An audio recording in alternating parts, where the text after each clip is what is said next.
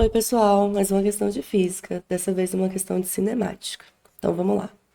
Um professor lança uma esfera verticalmente para cima, a qual retorna depois de alguns segundos ao ponto de lançamento.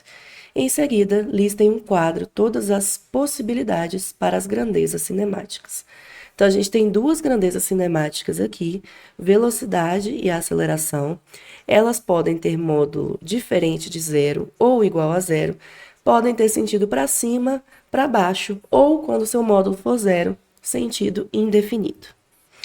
Ele solicita aos alunos que analisem as grandezas cinemáticas no instante em que a esfera atinge a altura máxima, escolhendo uma combinação para os módulos e sentidos da velocidade e da aceleração, tá?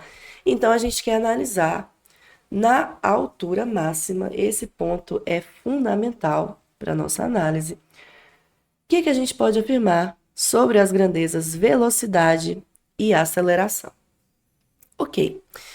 Primeiro, no ponto de altura máxima, né, assim que o nosso objeto atinge a altura máxima, o que a gente pode afirmar com certeza é que a sua velocidade é zero. Por quê? Se a sua velocidade fosse diferente de zero, ou o objeto estaria caindo, porque ele já teria uma velocidade para baixo, então ele não estaria mais na altura máxima, ou o objeto estaria subindo, tá?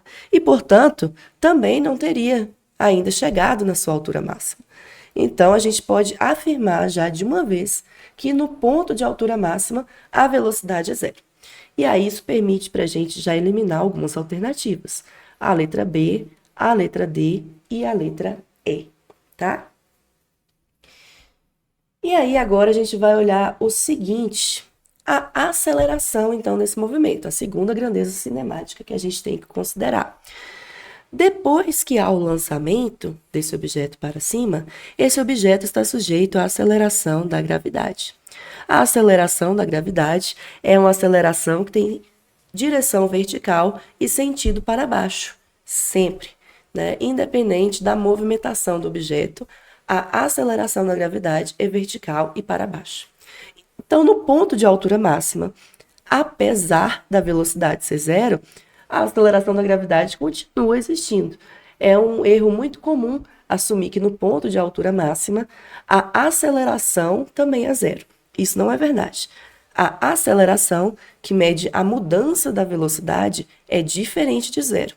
E como essa aceleração se trata da aceleração da gravidade, ela vai ser vertical para baixo. Portanto, letra C, velocidade igual a zero e aceleração diferente de zero para baixo.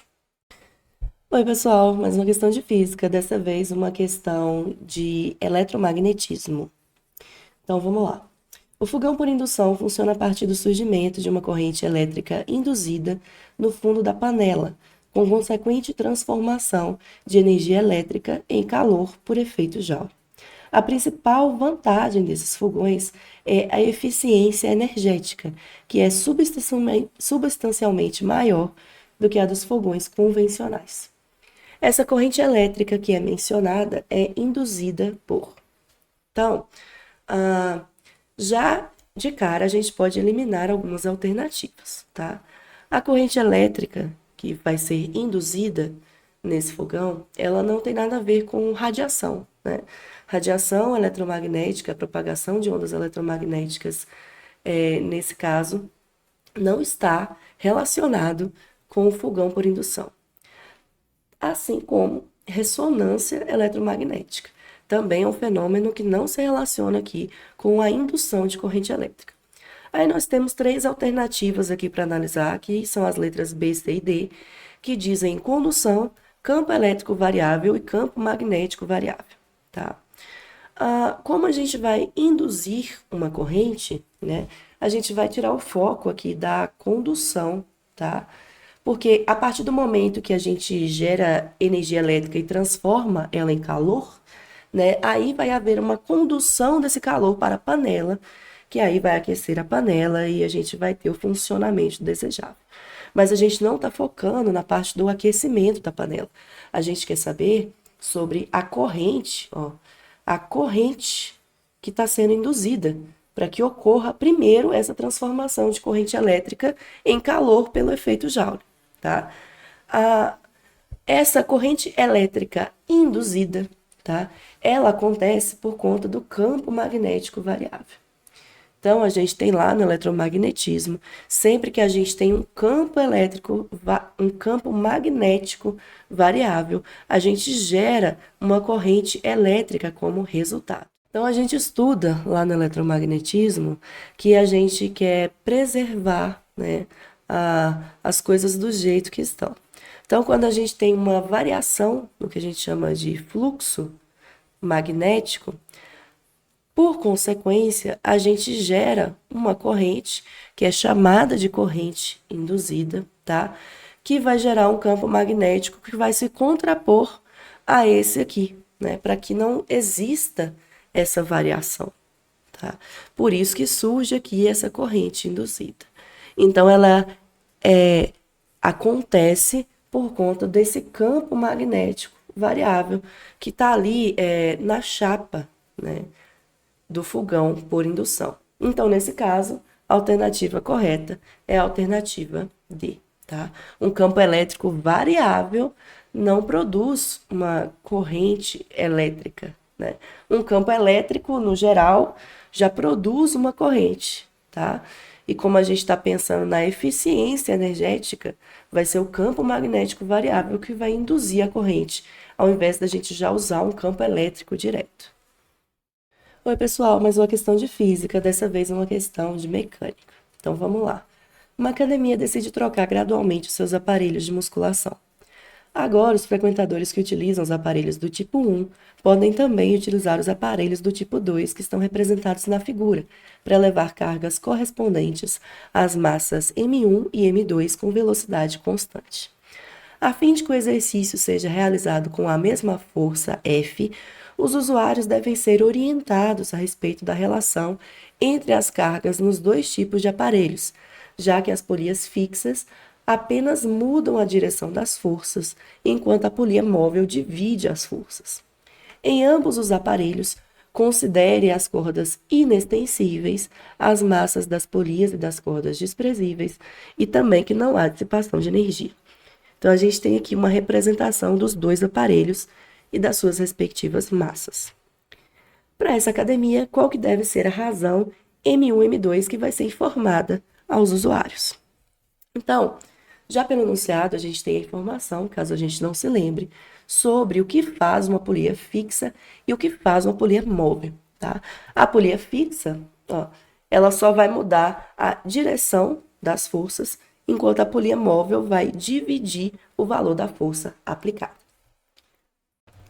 Então, aqui vamos identificar nos nossos desenhos onde nós temos polias móveis e onde temos polias fixas. No aparelho do tipo 1, temos aqui esta polia, que é fixa, essa fixa e esta fixa. Então, você vai aplicar a força aqui na direção vertical para cima para elevar a massa M1.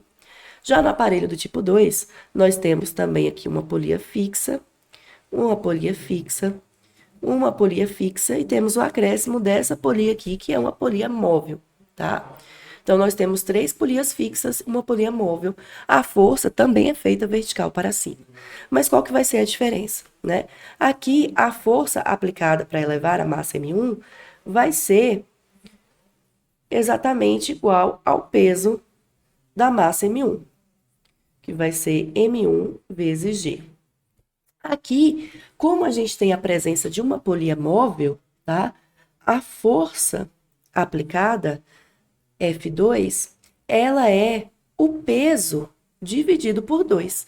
A cada polia móvel que nós acrescentamos, a gente divide a força aplicada por 2, tá? Como nós temos apenas uma polia móvel que está aqui, então vai ser o peso dividido por 2, que vai ser a massa M2 vezes G dividido por 2. Pronto. Então, né, como a gente quer que essas forças sejam iguais, Aqui, ó, a gente quer que a mesma força seja aplicada nos dois aparelhos, tá? O usuário vai fazer a mesma força. Então, a gente está exigindo que F1 seja igual a F2. F1 é a massa 1 vezes a aceleração da gravidade. E a F2 é a massa 2 vezes a aceleração da gravidade dividido por 2, tá? A gente quer a razão M1, M2. Então, vamos encontrar essa relação aqui pela nossa expressão. Já estamos vendo aqui que a aceleração da gravidade a gente pode simplificar. Então, vai ficar aqui. Passo 2 multiplicando para o outro lado. Passo M1 dividindo M2 sobre M1, que é a razão que a gente quer determinar. Isso é igual a 2. Portanto, letra D. A razão entre as massas M1 e M2 é 2, que vai ser a razão informada aos usuários. Oi, pessoal, mais uma questão de física, dessa vez uma questão de ondulatória. Então, vamos lá. Na tirinha de Maurício de Souza, os personagens Cebolinha e Cascão fazem uma brincadeira utilizando 2 latas e um barbante.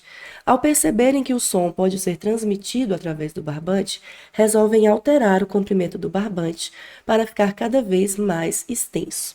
As demais condições permanecem inalteradas durante a brincadeira. Na prática, à medida que se aumenta o comprimento do barbante, ocorre a redução de qual característica da onda sonora. Então, a gente vai mudar apenas uma coisa nessa onda sonora, que vai estar relacionado com o comprimento do barbante. Então, vamos analisar cada uma das alternativas. Primeira é a altura. Tá? A altura é uma característica do som que está relacionado com uma propriedade da onda sonora, que é a frequência da onda. Tá? E aí a gente classifica a altura como sons graves ou agudos. Sons graves são aqueles que têm uma frequência menor, né? E os sons agudos são aqueles que têm uma frequência maior. A frequência de uma onda sonora, ela depende apenas da fonte, né, da coisa que está emitindo a onda sonora. Então, nesse caso, como a gente não está mudando mais nenhuma condição, apenas o tamanho do barbante, né, a onda sonora que está sendo propagada aqui nesse barbante, que pode ser uma fala de algum dos personagens, vai continuar tendo a mesma frequência, porque a sua fonte não mudou. Então, a frequência vai permanecer inalterada. E, portanto, a altura também vai permanecer inalterada. A letra B se refere ao período dessa onda sonora. O período, representado pela letra T, se relaciona diretamente com a frequência, porque o período é o inverso da frequência. Então, se a frequência se permanece inalterada, o período também permanece inalterado.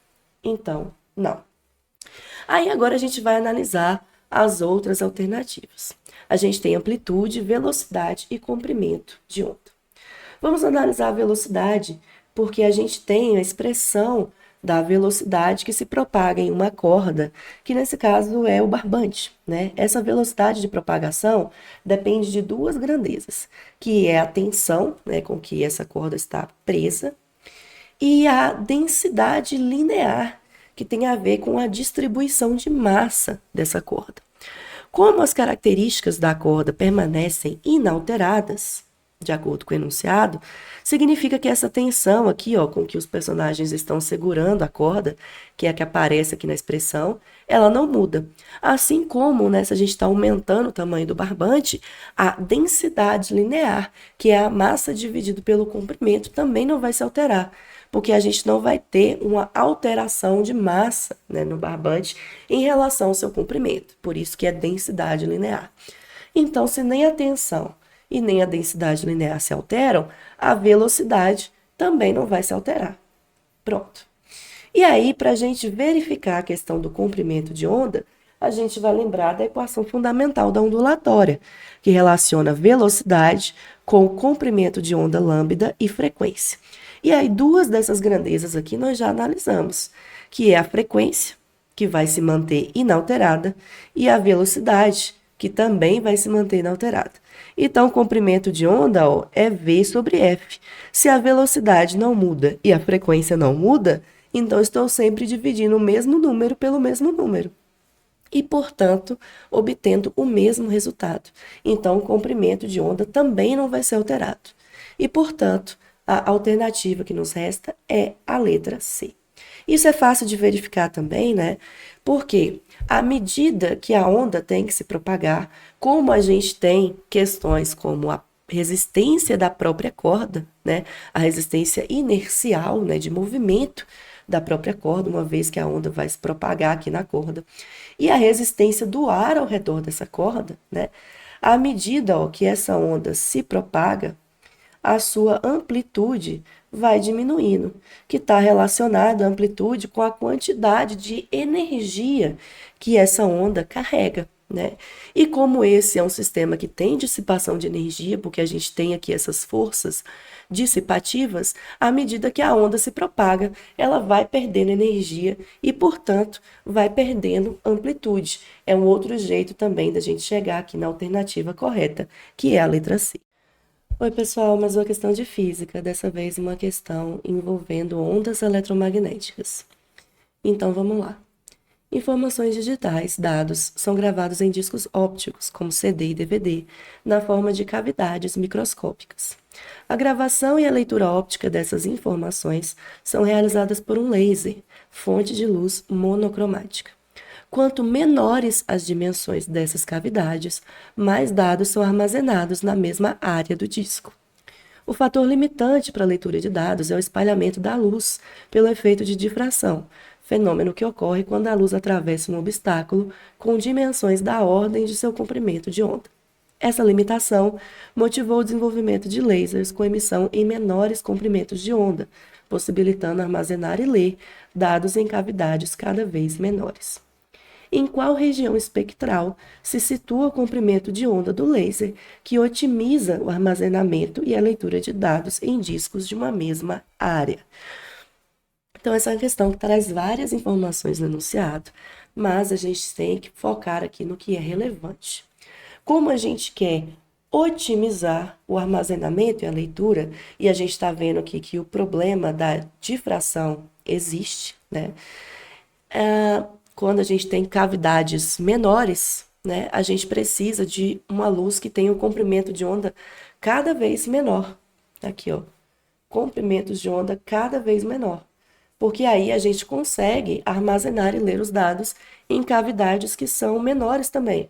E, portanto, né, dentro de um disco que tem uma determinada área, eu consigo ter mais cavidades, já que elas são menores, e, portanto, eu consigo gravar mais dados, né? Então, eu busco por menores comprimentos de onda. Aí, para isso, a gente vai precisar ter uma noção do espectro eletromagnético no geral. Então, ele está por aqui, o espectro eletromagnético, tá? Para a gente lembrar, né, basta dar uma lembrada nos extremos, assim, tá? Pensar aqui na região central, onde a gente tem a luz visível, tá? Que é, como o próprio nome já diz, toda a faixa de onda eletromagnética de luz que os nossos olhos são capazes de captar. E aí a gente tem, ó, nessa imagem para a direita, as partes mais energéticas, que são ultravioleta, raio-x, raios gama. Sempre que a gente fala em mais energética, pensa em maior frequência, tá?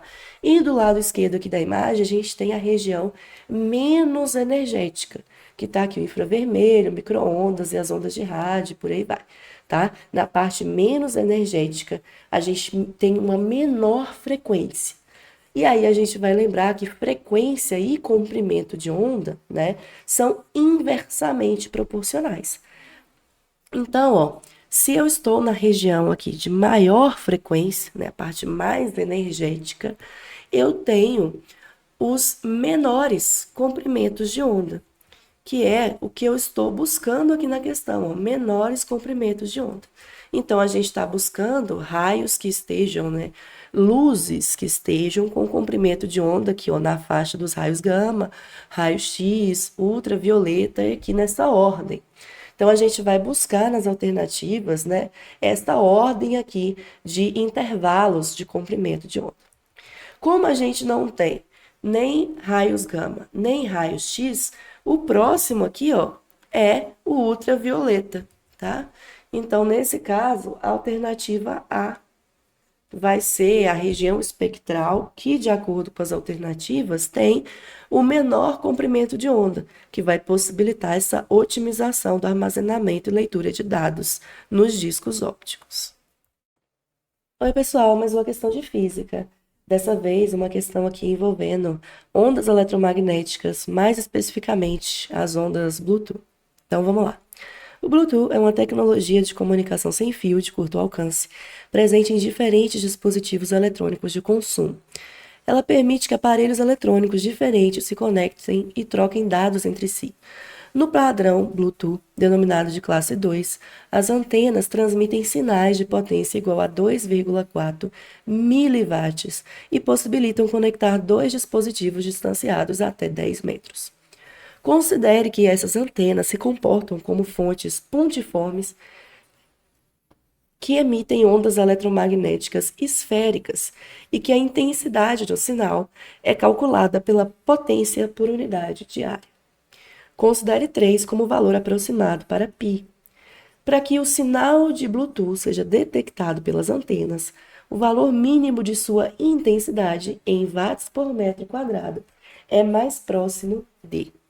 Então, eu quero determinar, tá, qual que é o valor mínimo da intensidade, que é potência dividido por área, tá?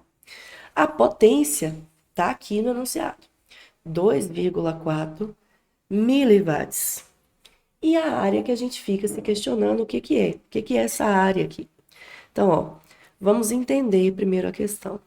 Essas antenas vão ser consideradas fontes pontiformes que estão emitindo ondas esféricas, tá? Então, aqui está a antena, ela vai emitir, né, ondas esféricas, todas centralizadas aqui. Potência máxima vai ser, então, né, considerando o raio máximo, que é a distância máxima entre esses dispositivos, tá? Então, aqui, ó, se eu considerar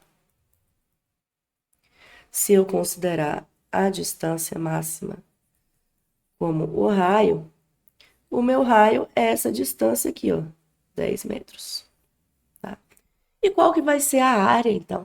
Como se trata de ondas esféricas, a área vai ser a área dessa superfície esférica, tá? Então, a gente vai precisar aqui, ó, da área da superfície da esfera, que é dado por 4π vezes o raio ao quadrado. Pronto. Então, agora basta a gente calcular a intensidade. A intensidade, então, vai ser potência, que é 2,4 miliwatts, tá? 2,4. Aí eu vou chamar atenção para a questão da unidade. Olha a intensidade aqui, ó. Aparece em watts por metro quadrado. A distância já está em metros, então, ok. Agora, aqui a gente tem miliwatts, que é um submúltiplo do watts.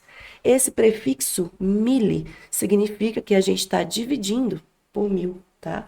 Assim como a gente fala, por exemplo, miligrama, milissegundos, tá? Sempre que a gente tem esse prefixo mili, é dividir por 1000. Então, estou aqui, ó, dividindo por 1000, ou seja, multiplicando por 10 a menos 3. Agora já está escrito em watts. Dividido por a área da superfície da esfera, 4 vezes π, que a gente está considerando 3 como seu valor aproximado, vezes o raio ao quadrado. O raio é a distância máxima, que é 10 metros. Já está em metros, então não preciso converter ao quadrado. Pronto. Então, agora, né, a gente pode resolver. Vou escrever aqui como 24 vezes 10 a menos 4, dividido por 4 vezes 3, 12 vezes 10 a 2.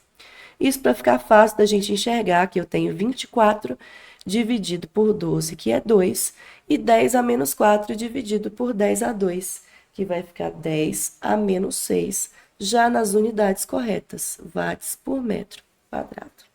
Ou seja, a alternativa A vai ser a intensidade aproximada.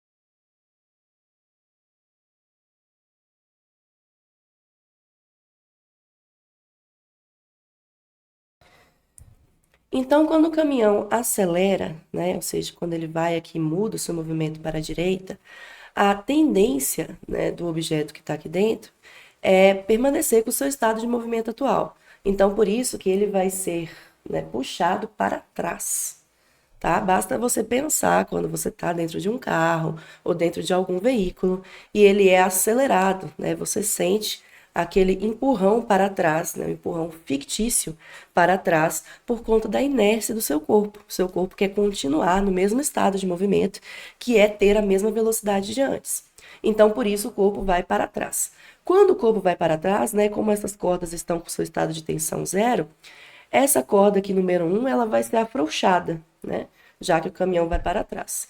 E a da frente, a número 2, vai ser tensionada, né? Porque como a massa vai para trás, a gente vai ter um puxão aqui da corda número 2. Vai aparecer aqui uma força de tensão, que eu estou chamando de T2. E a gente tem mais uma força para considerar, que é a força de atrito entre a superfície do caminhão e a superfície aqui do objeto, tá? A força de atrito, ela vai ser oposta à tendência de movimento do objeto. Como a gente está dizendo aqui que o objeto vai para trás, então a força de atrito aponta aqui para frente, que no caso do nosso desenho é para a direita. Então aqui vai estar a força de atrito, certo? Então vamos usar a segunda lei de Newton, tá? A força resultante, né, na direção horizontal, vai ser a massa do objeto vezes a aceleração. A força resultante, estou considerando positivo aqui para a direita, no nosso referencial, positivo para a direita. A força resultante, então, vai ser somar a tração T2, positiva, porque ela aponta para a direita, com a força de atrito, positiva também, porque aponta para a direita. Massa vezes aceleração. Então, a tração T2 vai ser massa vezes aceleração menos a força de atrito. Lembrando que a força de atrito estático, né, vai ser a força de atrito estático máximo, nesse caso, que a gente pode escrever como a força normal vezes o coeficiente de atrito estático. E a gente já sabe ó, que a força normal é massa vezes aceleração da gravidade, porque neste caso aqui ela é igual ao peso. Então, a tração número 2 vai ser massa vezes aceleração menos mg, coeficiente de atrito cinético. Então, agora, vamos substituir todos os valores. A massa, 200 kg. A aceleração está aqui no enunciado, 3 metros por segundo ao quadrado, menos massa, 200 kg. 10 é a aceleração da gravidade. O coeficiente de atrito estático também está aqui, 0,2. Então, a gente vai ter a tração número 2, 600, menos 10 vezes 0,2, 2 vezes 200, 400. Então, a tração número 2 vai ser de 200 newtons, tá? Então, na aceleração, nós já temos aqui a tração igual a 200 newtons. Já temos aqui, ó, duas alternativas para a gente considerar. E a tração número 1 a gente sabe que é zero, porque aqui, ó, a corda frouxa, né? Matematicamente, fisicamente, isso equivale à tração zero. Então, já podemos eliminar todas as outras alternativas aqui que erram a tensão número 2 quando há a aceleração. Então, agora a gente precisa só determinar qual que é a tração número 1 e número 2 quando a gente tem a frenagem. Então, vamos fazer a mesma análise aqui agora, só que para a frenagem.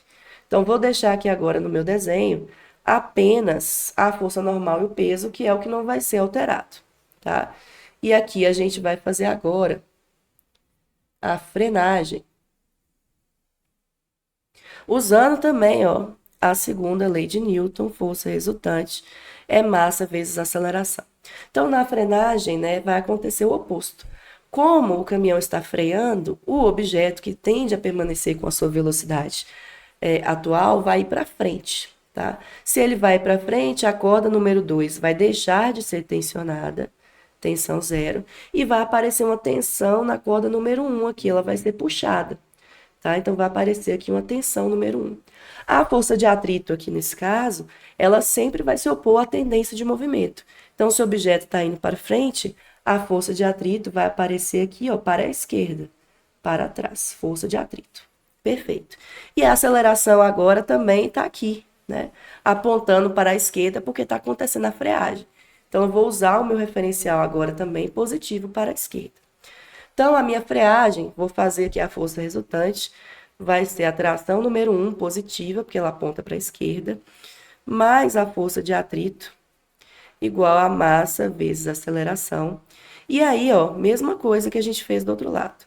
Massa vezes a aceleração menos a força de atrito, que é força normal vezes o coeficiente de atrito cinético.